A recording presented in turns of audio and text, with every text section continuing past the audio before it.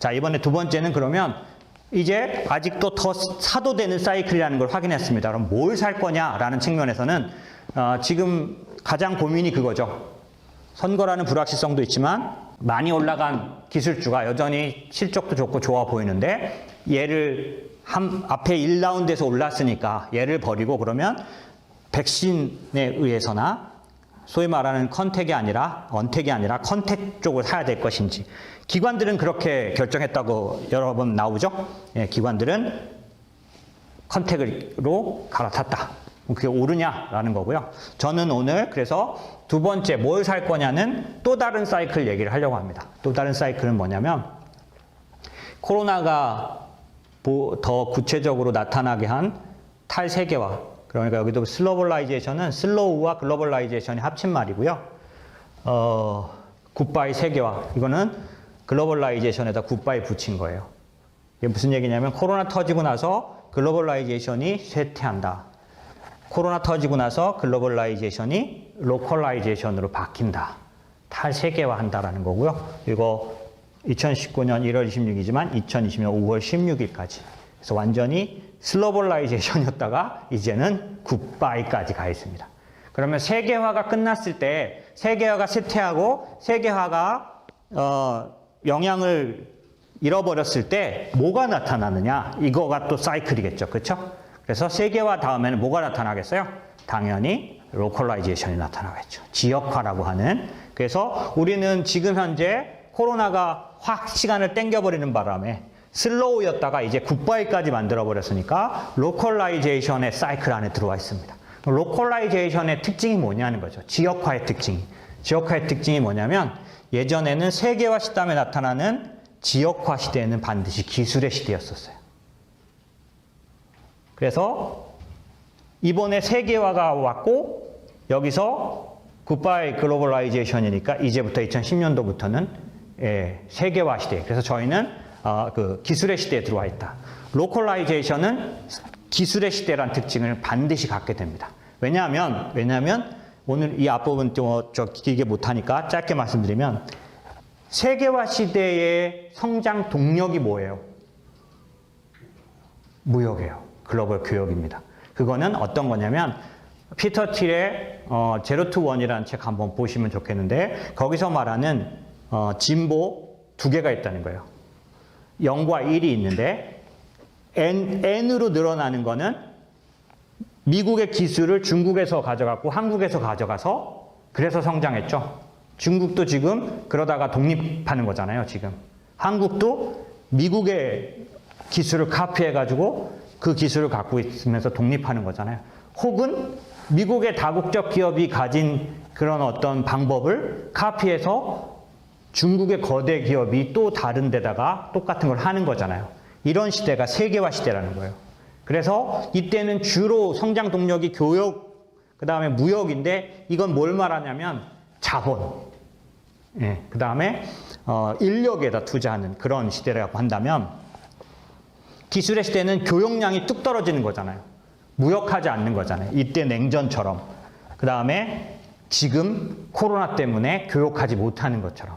이랬을 때 그럼 그 전에 무역과 교역으로 성장시켜줬던 에너지, 그 동력이 없는 현재는 뭐가 그러면 이 성장률을 메꿔줄 것이냐라고 봤을 때 이미 2010년도부터 글로벌라이제이션이 깨진 걸로 보는데 왜냐하면 금융위기가 터졌을 때 금융위기가 금융자본주의라는 거에 어떤 손상을 입은 건데 그 자체가 세계화 흐름이에요. 전 세계 금융이 연결된 거거든요. 그런 면에서 왜 그러냐면 미국의 서브프라임 모기지가 터졌는데 전 세계가 다 폭락을 하는 거예요. 금융이 연결돼 있기 때문에요. 미국의 헤지펀드나 미국의 IB뱅크가 한국에서 주식을 팔아서 돈을 찾아가는 거예요. 그렇기 때문에 미국의 은행 부도가 났는데 은행 문제인데 한국 주가가 더 빠집니다. 금융위기 때 미국은 45% 빠졌는데 한국은 65% 빠졌어요. 왜요? 금융이 연결돼 있어요. 그 연결이 뭐예요? 세계화. 그러니까 이미 이때 세계화에 충격을 받은 겁니다. 그리고 의문에 빠진 거예요. 과연 이대로 가도 될 것이냐. 자본주의에 대한 의문이 생긴 겁니다. 왜? 미국이 저런 식으로 해먹는데 우리가 과연 이게 올바른 자본주의냐. 왜냐면 이때 상당히 많은 빈부격차가 나타났고, 왜냐하면 상당히 어려운 사람들을 해먹었잖아요. 여러 가지 면에서. 그리고 모른다는 이름으로 완전 핵폭탄 같은 파생 상품 만들어서 CDO 같은 것들, CLO 같은 것들로 상당히 어렵게 하면서 전 세계가 의문에 빠졌습니다. 과연 이 금융자본주의가 옳으냐.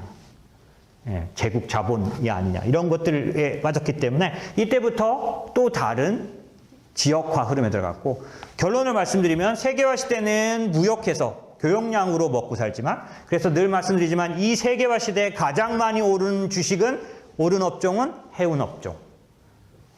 하지만 그 사이에 기술의 시대에는 그런 동력이 없기 때문에 기술이라는 동력으로 성장합니다. 기술이라는 동력으로 기업들이 커지고, 그러다 보니까 기술에 의해서 움직이는 시대는 특징이 뭐냐면 독점화요. 얘네들은 세계화 시대는 특징이 뭐냐면 카피가 안 될 수가 없어요. 막을 수가 없어요. 그런데 기술의 시대는 카피가 안 됩니다.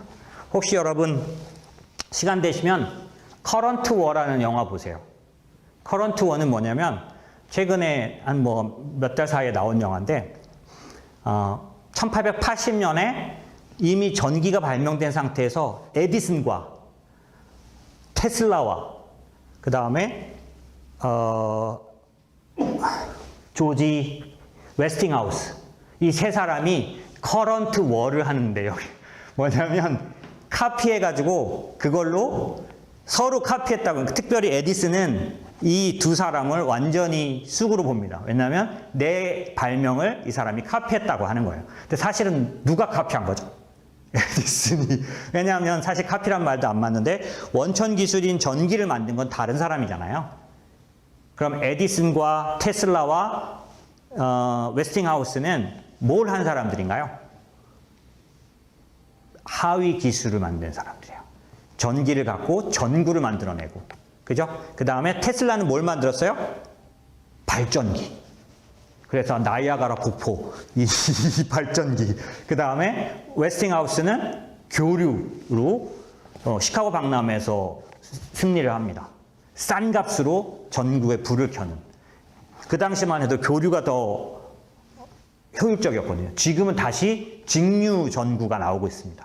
그래서 에디슨도 틀린 건 아니에요. 근데 에디슨은 계속 어떤 걸로 나오냐면 그 영화에 보면 저들이 내 걸 카피했다. 이렇게 나오는데, 어쨌든 제가 말씀드리고 싶은 건 뭐냐면 이 기술의 시대에 1880년도에 만들어진 전기 기술이요, 진짜로 꽃을 피우는 건 20년도부터 70년 되는 때까지 에디슨과 테슬라와 웨스팅하우스 같은 사람들이 그걸로 그 도구를 만들어냈을 때예요. 실제로 전기를 사용한 기계들을, 하위 기계들을 만들었을 때 이때 아주 엄청난 생산성과 엄청난 성장이 일어납니다. 그런데 제가 말씀드리고 싶은 그 기술들이 당연히 독점적이겠죠. 그리고 에디슨은 그 독점이라는 걸 너무 강조하다 보니까 다 적으로 대하는 거예요. 내 거 카피했다 이런 식으로. 그래서 얘기 보시면 재밌는 거 많아요. 에디슨이 웨스팅하우스의 그 교류 전기를 자기 거가 아니라는 이유로 나쁘다고 보여주기 위해서 뭘 하는 줄 아세요? 코끼리를 전기로 전기사 감전사 시키는 실험을 해요. 그리고 이거를 자기가 증명하기 위해서 뭐가 나오냐면 단두대 그 전기 의자 있죠? 에디슨이 만들었어요. 에디슨이 자문해가지고. 네. 이런 것들이 나오는데 이런 것들이 전부 다 독점이라는 걸 말해주는 겁니다. 어쨌든 그런데 이 사람들이 각각 노력해서 그것들을 기계들을 만들었을 때 그때 그 기술에 의해서 이 시대는 엄청난 생산성. 예를 들면 보시면 기술의 시대 이 20년부터 30년, 40년, 50년, 70년대까지 냉전 시대까지 포함해서 어때요? 그 GDP 성장률도 이때가 최고. 냉전 시대 최고. 그 다음에 1인당 세계 GDP 성장률도 이때가 최고. 이 중요한 팩트예요. 아까 세계화 시대에는 GDP 성장률을 뭐가 만들어낸다 그랬죠? 교역이 만들어낸다 그랬잖아요. 로컬라이제이션 시대에는 교역이 없기 때문에 오직 기술이 만들어낸다 그랬죠. 그런데 진짜 최고 숫자는 이때 나왔다는 거예요. 기술의 시대 때. GDP 성장률 최고, 그 다음에 세계 GDP 성장률 최고 나왔다는 거죠. 그 다음에 S&P도 이때 주가도 어땠어요? 최고, 예, 아주 좋은 주가를 나타냈다는 시총이 당연히 왜? 이 기업들이 당연히 이익이 좋고 엄청난 독점 수익을 내니까요. 그렇죠? 그러다 보니까 독점 수익을 내니까 어떻게 돼요? 집중적으로 몰리게 되어 있는 거죠. 지금 우리 빅5가 그 S&P에서 거의 30% 뭐 이런 얘기를 하는데 20 몇 프로가 정확하게 그것 때문에 계속 문제가 되잖아요. 그런데 사실 정상인 거죠. 보세요. 옛날에 기술의 시대 때는 이런 식으로 시총이 몰려있는 게 정상이에요. 보세요. 지금도 앞부분에는 시총이 집중적으로 비중이 높죠. 시총이 몰려있지 않은 건 세계화 시대의 특징이에요. 그 뒤에는 시총이 나눠지게 되는 거죠. 왜? 기술의 시대는 반드시 어때요? 독점되어 있기 때문에 시총이 그 몇 개의 기업에 집중되게 되어 있는 거죠.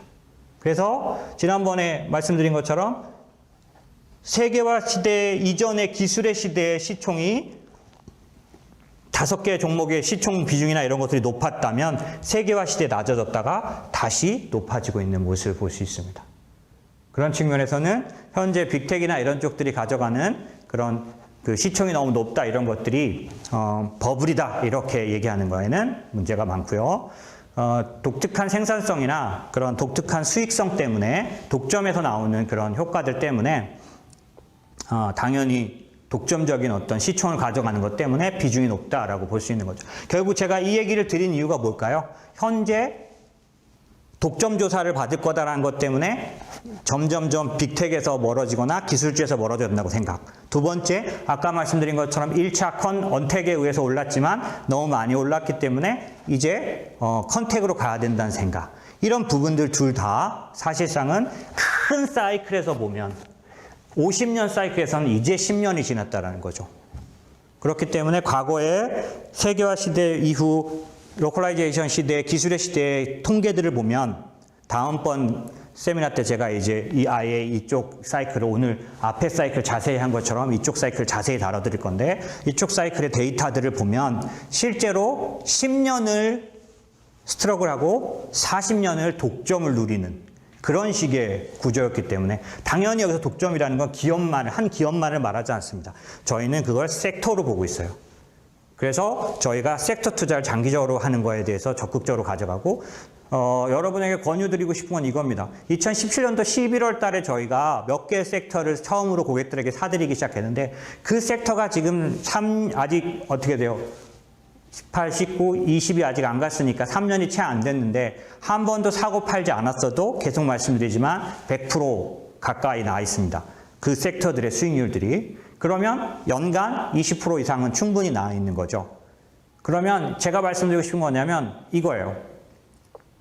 중간이지만 말씀드리고 싶은 건 앞 시간에 사이클이 투자 성공의 70% 이상 좌우한다고 말씀드렸을 때 그게 과언이 아니려면 제가 자문한 분들의 그 수익들이 증명을 해줘야 되는 거죠.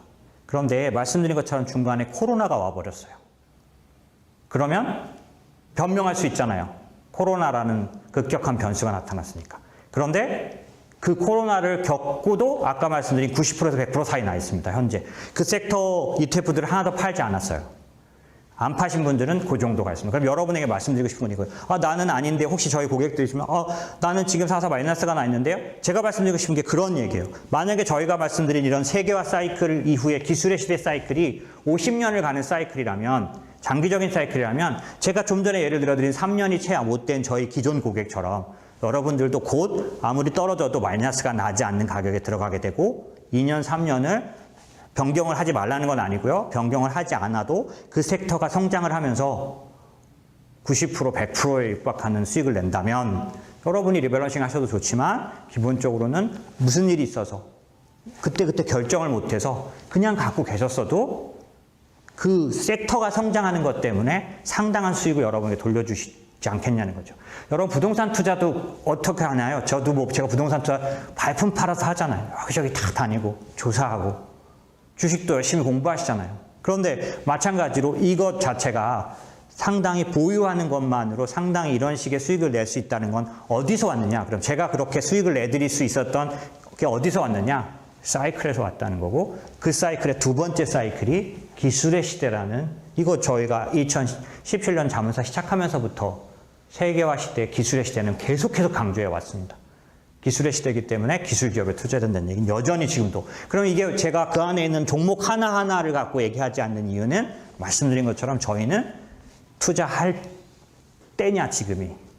그 다음에 그럼 뭘 사야 하느냐라는 것들을 사이클로 보고 있는 거죠. 그런 측면에서 저희의 투자에 혹시라도 좀 더 그런 어떤 신뢰가 있으시면 반영을 하시면 좋을 것 같습니다. 여전히 밸류에이션은 높은 상태는 아닌 것 같고요. 그 다음에 실질금리 마이너스 시대를 갈수록 점점점 이쪽은 더 투자는 늘어날 것 같고요. 마지막으로 요거 하나만 더 말씀드리면 아마라의 법칙이라는 게 있습니다. 아마라의 법칙은 기술혁명 초기는 과대평가합니다. 그래서 피크를 찍어요. 저희가 볼 때 침투율 3%, 4%대에서 1, 2, 3%가 갈 동안 최고를 찍습니다. 그러고 나서 반드시 아마라의 법칙이 뭐냐면 이후는 과소평가, 다시 떨어집니다. 그리고 나서 다시 생산성이나 이런 걸로 증명이 되면서 다시 고점으로 가는. 그래서 저희가 알고 있는 대부분의 기술주들이 초반에 올랐다가 쭉 떨어졌다가 다시 어느 시간 3, 4년이나 1, 2년 뒤부터 굉장히 강력한 상승의 긴 기간을 가져갑니다. 이게 아마라의 법칙처럼 초기는 과대평가, 이후는 과소평가에 빠진다. 그래서 여러분들이 대부분 다 어떠냐면 초반에 막 흥분하고 엄청 난리치는 그 시기에 투자했다가 나중에 보면 포트폴리오 없으세요. 실제로 돈을 벌 때, 실제로 강력한 상승을 이룰 때. 여러분이 테슬라를 요즘 사셨으면 모를까? 테슬라가 난리를 친 건 2014년도였잖아요.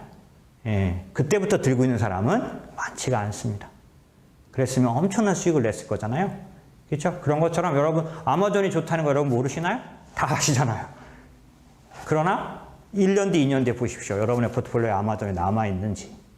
예, 안 그러기가 쉽다. 예, 그게 아마라의 법칙입니다. 그렇기 때문에 기술주 투자는 그렇게 간단하지 않아요. 이걸 계산한 겁니다. 그래서 저희 같은 경우도 저희가 내걸린 슬로건이 이거잖아요. 우리는 돈을 벌 때 산다.